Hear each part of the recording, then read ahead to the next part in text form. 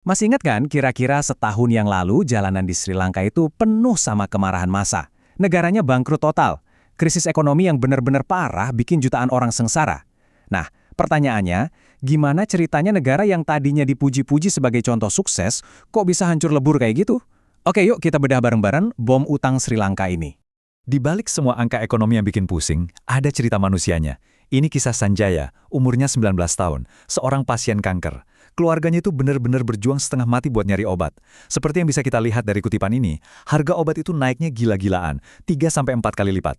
Coba bayangin, obat yang tadinya harganya Rp6.000, sekarang jadi Rp18.000. Inilah wajah asli dari krisis utang.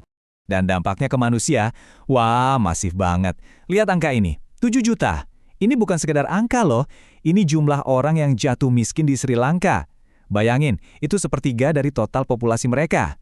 Gaji anjlok, tapi harga-harga, apalagi makanan, melambung gila-gilaan. Nah, ini dia pertanyaan utamanya. Gimana bisa negara yang punya pariwisata seindah itu, ekspornya juga kuat, tiba-tiba ambruk secepat ini? Jawabannya ternyata adalah kombinasi yang mematikan. Masalah lama yang udah membusuk, terus dihantam serangkaian guncangan dahsyat. Istilahnya, badai yang sempurna. Oke, untuk bisa membedah kehancuran ini, kita mesti lihat dua hal. Pertama, fondasi ekonominya yang ternyata keropos, dan kedua, rentetan kejadian yang akhirnya dorong negara ini ke tepi jurang. Jadi, akar masalahnya itu udah ada dari lama banget, yang para ekonom sebut sebagai defisit kembar. Gampangnya gini, pemerintah belanjanya lebih besar dari pendapatan, dan negara impornya lebih banyak dari ekspor. Intinya, tekor terus. Nah, gimana cara nutupinnya? Ya, dengan utang. Dan inilah yang bikin ekonomi mereka jadi rapuh banget. Lalu, di atas fondasi yang udah goyang ini, datang 3 pukulan telak berturut-turut. Bisa kita lihat di timeline ini. Tahun 2019, serangan teror bikin pariwisata lumpuh. Di tahun yang sama, pemerintah malah motong pajak besar-besaran, yang bikin pendapatan negara anjlok. Puncaknya di 2020, pandemi COVID-19 datang, dan semua keran pinjaman dari pasar internasional langsung macet. Situasinya udah benar-benar nggak bisa dipertahankan lagi. Coba deh bayangin, dari setiap Rp100 yang masuk ke kas negara, Rp70-nya langsung ludes cuma buat bayar bunga utang. Itu belum buat bayar gaji pegawai, belum buat kesehatan, apalagi pendidikan. Kehancuran itu cuma tinggal nunggu waktu aja. Jadi, pertanyaannya, kemana semua uang ini lari? Siapa sih sebenarnya yang megang utang Sri Lanka? Jawabannya mungkin bakal bikin Anda kaget. Nah, sekarang coba lihat grafik ini. Ini yang menarik. Porsi pembayaran utang luar negeri terbesar di tahun 2021, hampir setengahnya itu ternyata bukan ke negara lain. Bukan, tapi ke para kreditur swasta, para pemegang obligasi. Coba bandingin deh sama Tiongkok yang porsinya cuma 10%. Nah, ini dia fakta yang sering banget kelewat dalam pembahasan. Jadi, ini poin kuncinya. Beban paling berat buat Sri Lanka itu sebenarnya utang komersial dari pasar modal global.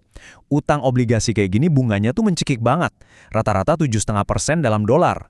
Jauh lebih tinggi daripada pinjaman lunak dari Bank Dunia atau negara lain. Tentu aja, nggak lengkap rasanya bahas utang Sri Lanka tanpa ngomongin narasi jebakan utang Tiongkok, terutama soal pelabuhan Hambantota yang terkenal itu. Yuk kita lihat apa sih yang sebenarnya terjadi di sana. Narasi yang sering kita dengarkan, Tiongkok sengaja bikin jebakan dengan proyek gagal biar bisa merebut asetnya. Tapi realitasnya ternyata lebih rumit. Keputusan buat bangun pelabuhan itu datang dari Sri Lanka sendiri. Terus waktu rugi, pelabuhan itu disewakan, bukan dirampas. Dan yang paling gokil, duit sewanya itu malah dipakai buat bayar utang ke kreditur barat, bukan ke Tiongkok. Dan sekarang, di tangan operator baru, pelabuhan itu justru sukses besar. Nah, ini cuma menegaskan lagi poin yang tadi.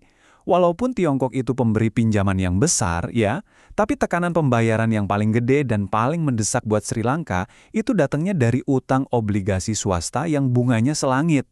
Kisah Sri Lanka ini bukan kejadian aneh yang cuma terjadi di sana. Ini tuh gejala dari masalah yang jauh lebih besar dalam cara kerja sistem keuangan global kita sekarang. Kutipan ini pas banget. Guncangan global, kayak pandemi, perang, kenaikan suku bunga, itu semua menciptakan bom waktu utang di banyak negara berkembang. Sri Lanka itu cuma salah satu domino pertama yang jatuh.